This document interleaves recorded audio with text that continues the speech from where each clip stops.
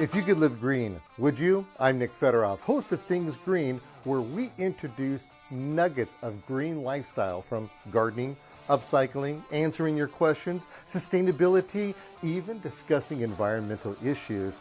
You can become more confident in making the right decisions for you and your family. So come along as we are Things Green.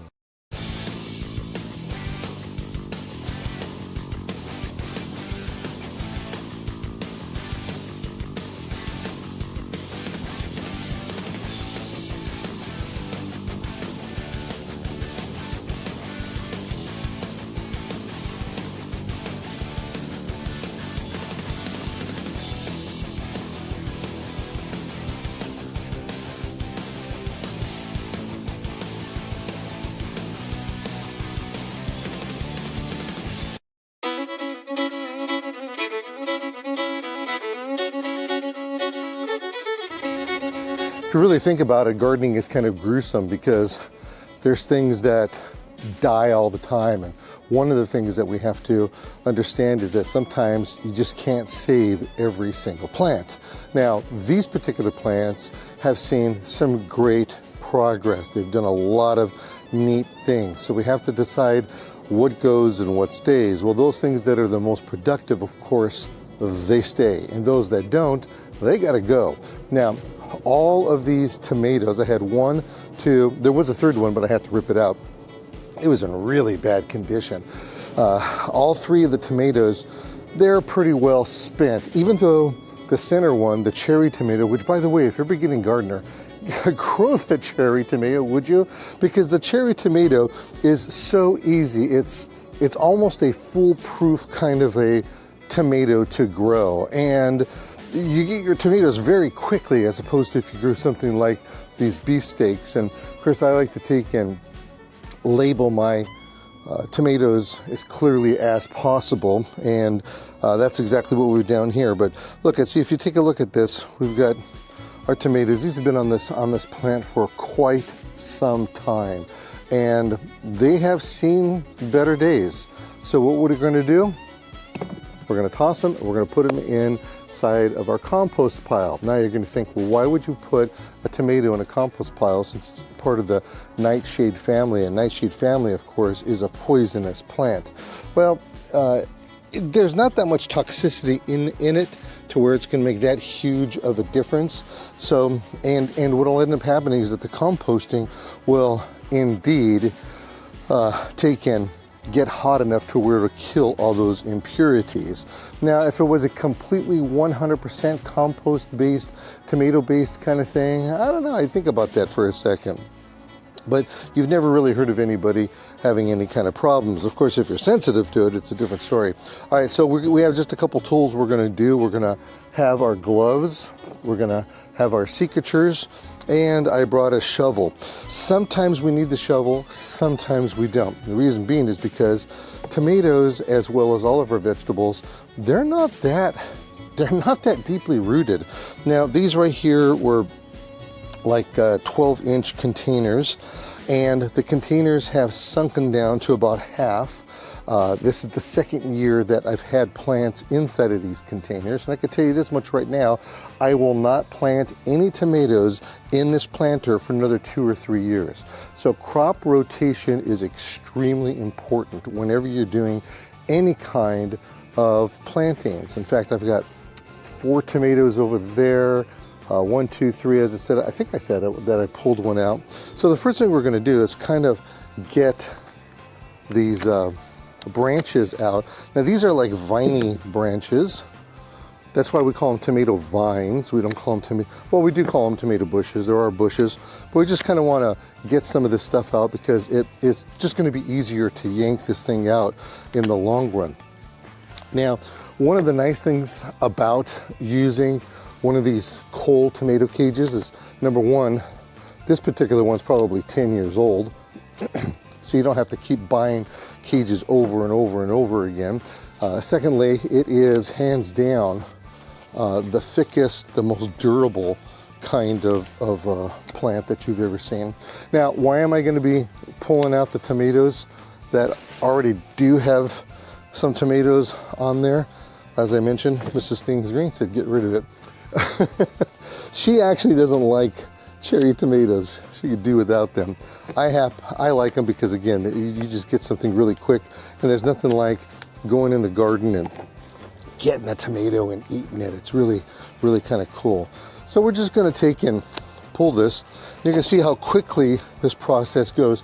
Now, what's really interesting about this whole concept is that it is very common for a tomato plant at the base of the plant to get brown and crispy on you. So in its growing season, that's okay. But when the whole plant turns toasty like this, it's not producing any longer. And the other major reason why I'm pulling this out is because we're still getting eggplant, and there's still competition that's going along between these two plants. Between the tomatoes, they're pulling away the nutrients from the eggplant, and that's not very cool. Okay, now your tomato cages are always in a V shape, always in a V shape like this. So if I was to start yanking on this thing, I could have pulled the plant out and just laid it over my wheelbarrow and done stuff, but I think this is going to be a little bit easier right here, getting out a lot of it. I'm not going to cut it 100% to the ground just yet, because I'm going to see if I can actually pull it out without having to dig it out. So let's see, are we good there? I think we're good there. All right, let's pull this out. Okay, we're pulling it out. Nice. Maybe that's because I got the choo-choo train in the back that's helping me out. Now I did crush this eggplant a little bit. That's not good. You ever seen an eggplant flower before? I don't know if I'm going to sacrifice it or not. Now this is really a good example of how I normally say plants, not just plants, but vegetables. Vegetable gardens, they aren't necessarily the prettiest because this kind of stuff happens to them. And it's just not pretty to see it. All right, let's see if my brute strength, throw a little weight into it, see if this will pull out. 1, 2, 3, go. Yes, yes, yes, yes, yes. All right, so you see this? Look at this root system. It's not huge. It's, let's see, yeah, it's about this long. This is 6 inches right here. We've got some straggling. So you don't have to have a deep box. You don't have to have these things 12 inches tall. You can have 12 inches tall just for the ease of getting into it. I'm going to plant a bit over there that's this tall.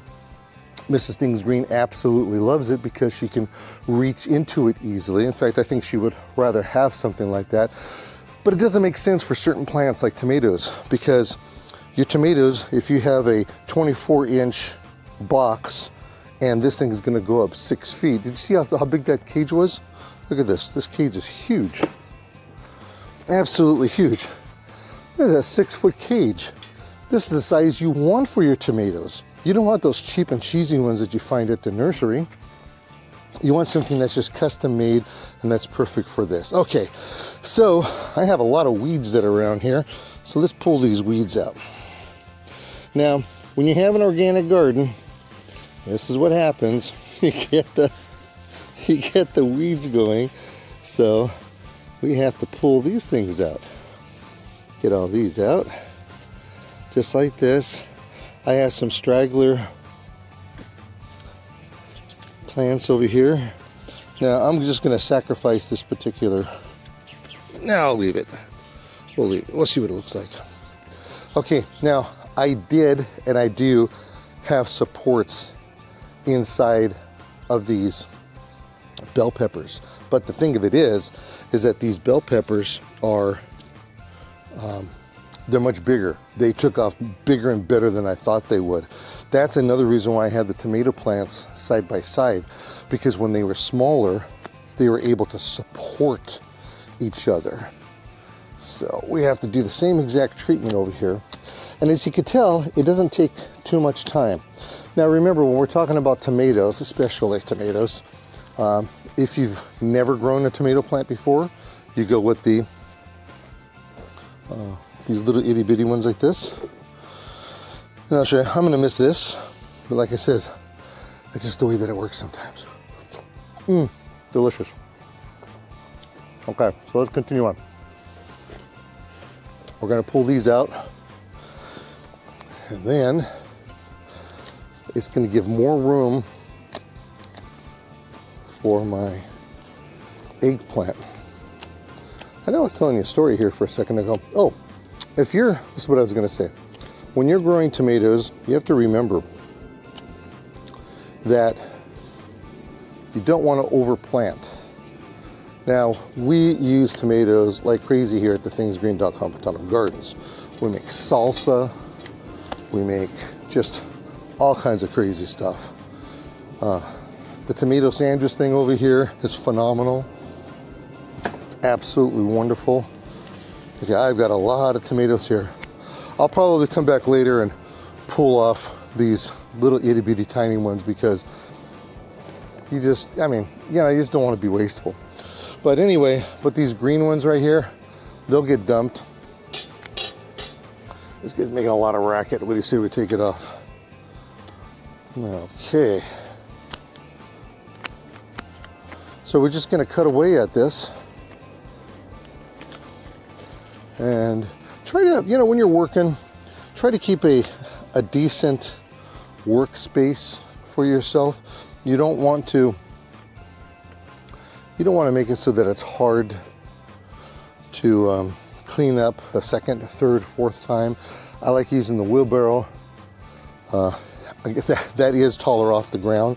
And then once I use it, I can separate what I want, put it inside the compost bin. Let's see if I can pull this one out too. No problem. Nope, there is a problem.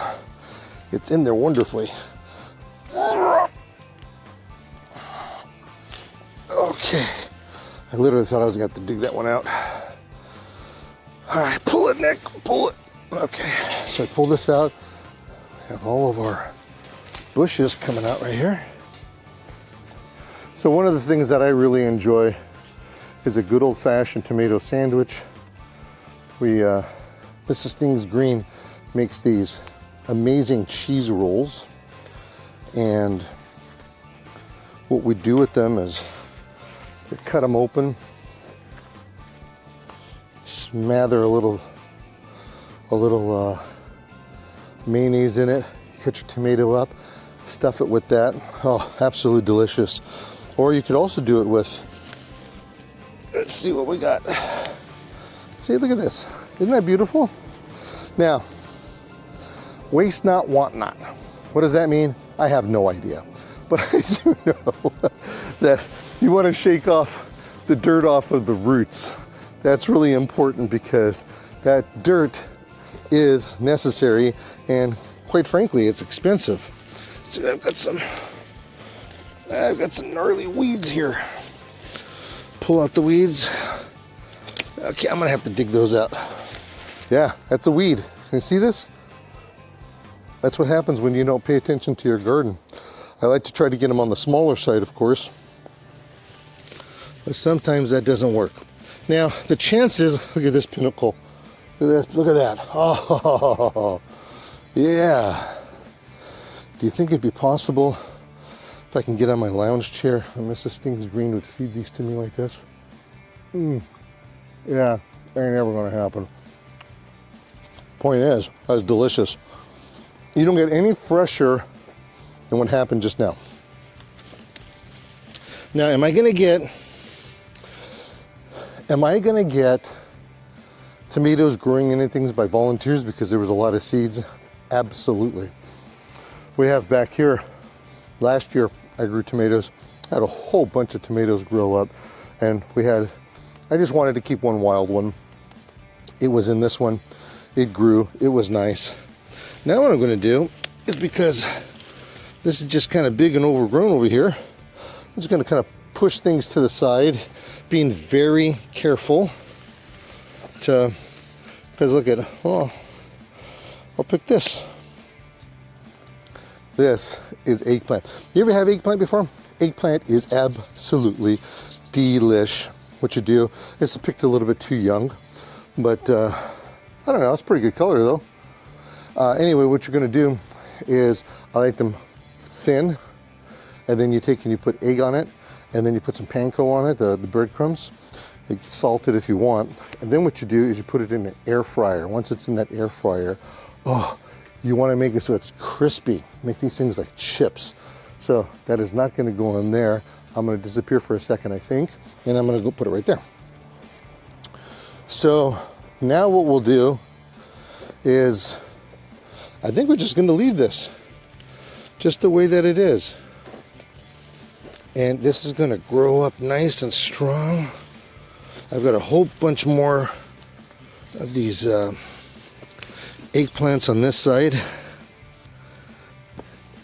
So, yeah. Oh, this is what I want to do. Almost forgot. This right here is a soil conditioner, and it's called humic acid. Humic acid is not acid. Even the scientists don't even know why they put that word behind it. But it's a natural organic product, and you don't need a whole lot. Now, because tomatoes in particular are really, really heavy feeders, they really absorb and take a lot of nutrients outside of the soil. It's not a bad idea to condition the soil. Now, I don't have to condition a lot of it. Now, mind you, the plants that were here, they were competing with these plants over here. And, you know, so I don't know if you could see that or not, but it's a pretty nasty material as far as dirtiness is concerned. Gets all over. I'm just going to sprinkle a little bit where this was, and I'm going to sprinkle a little bit where this plant was, and then the other plant was over here, and I'm going to put a little bit over there. Now, that right there will help condition the soil. I'll come back. In fact, let's just do it right now. You know, you're here, you might as well do it, right? Just move it into the soil a little bit like this. Doesn't have to be anything fancy. And this is going to be conditioning. It's going to be replenishing. It's going to help me out. And then if I remember, we'll come back and we'll rip these out for you. And I'll show you how to continue that whole process. I think this year, or I should say for the following year, what I'm going to end up doing is raising the soil up a little bit. Got some great compost over there. Now I have to decide, am I going to put in soil or am I going to put in compost? Well, I'm a big fan of using just good old-fashioned soil, already made soil, because soil does have the properties of compost. And when you put that in and you have, let's just say you had too much compost. Compost is good, but it's not soil. But if you had soil mixed in with the compost that you already have, am I making any sense? I am. So you take and you just mix it up really well. Give you a great example. This bed that's behind me over here, we never filmed how we put it all together. And again, maybe we will this next time around. But what we did is that we just took the existing soil that was there, and it was decent soil, there's no doubt about that. And then, but I added on like 6-inch layer of regular soil. If I wanted to, I could have just left it alone. That's a lazy person's way of gardening. So like with this right here, we could just put another 4 inches or maybe even 6 inches of soil. It could be raised up quite a bit here. In fact, all the planter beds could be. And we could have allowed it to what do you call it? Just put it right on top, and then we could plant directly in that. Now, that's almost kind of like a no-till method, because you're just putting right on top. I'm not a big fan of the no-till method, because if farmers aren't using that method, and they're not, by the way, any legitimate farmer, and I know that's fighting words, legitimate farmer, they're not using the no-till method. They get out there with their machinery, they dig everything up and such. It's just you know, that's just like the lasagna method of gardening. Does it work? Yeah, it works, but does it really work? Yeah, it does. It's a lazy, like I says, I'm all about taking shortcuts. This is my shortcut, okay? I wish that train would take a shortcut and not be around in the neighborhood, but what are you gonna do? I think it makes my plants grow better. But we'll take in, well, as I said, we'll put the soil on top and we could either just leave it, or because these planter beds are so small, they're only 8 feet by 3 feet wide. I would take and I like mixing it in. I mean, I've got the rototiller. Why not, right? Use the rototiller, you mix it all in, and everything is good. So that's what I was going to do with this thing right here, this planter bed. Now, because I've opened it up, I've taken away a little bit of shade. And from the eastern to the western, this does get full sun, but the shade may end up burning some of these plants. It's possible. Because there was so much shade in here for them, or it just make them absolutely uber awesome. Oh, by the way, I noticed something right here. Here's a, oh, this is from the other one. Yeah, I thought I was going to say something fancy, that it started off as a new plant. But anyway, yeah, my existing cages that are in here, they're only this tall. It's a little itty bitty cage. I have 1, 2, 3, 4 cages that are kind of propping them up because they got so big, and I don't want to say unruly, but they got unruly. Yeah, they're spilling over, but they're still kind of propped up. They're still doing really good. I mean, look at this right here. Can you see this? Yeah, that's nice. And if you've ever seen that flower, let me see if I can find one. I saw one over here. Oh, here. I will sacrifice this flower for you, okay? Because it is just drop dead gorgeous. There we go. Can you see this? This is so cool. Yeah, that right there's an eggplant flower. I have to tell you, I love the look of this flower. It is just gorgeous. Smells like absolutely nothing. And you have these big leaves, and these big leaves are designed to help protect and cover the eggplant itself, because as you know, the eggplant has it's real soft, it's real shiny, absolutely beautiful. A lot of recipes you can do with it. In fact, one of the things that we do is that we take and we cut it up. Of course, you cook it with your squash and such, but you could take your you could take this and make like a poor man's caviar. I forget what they call that. I call it poor man's caviar, with the tomatoes and the eggplant, and oh, just absolutely delicious. Okay, so that's the way that we do it over here at thethingsgreen.com Botanic Gardens. You never know, maybe I'll prune up a little bit over here. Chances are I won't, unless Mrs. Things Green makes me. It's par for the course. Okay, so that's how we do it, all right? Remember, whenever you're out in the yard and garden, green side up.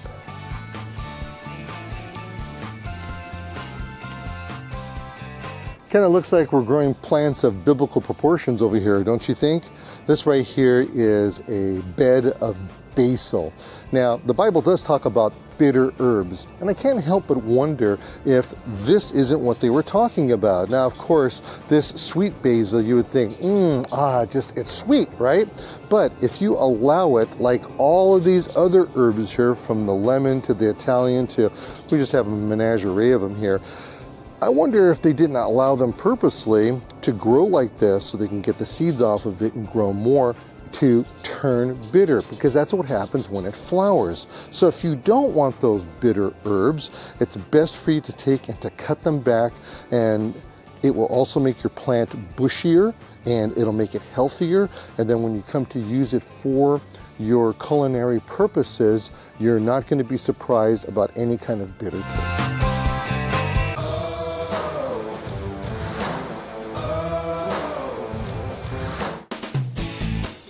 I can't tell you how important it is to water your lawn during installation and afterwards to get it properly established. For every couple hundred square feet, give your sod a water break.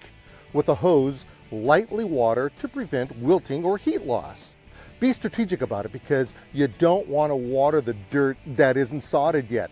Think for a moment what a muddy mess that would be. Plus, this will give you time to stretch and survey the work you've done.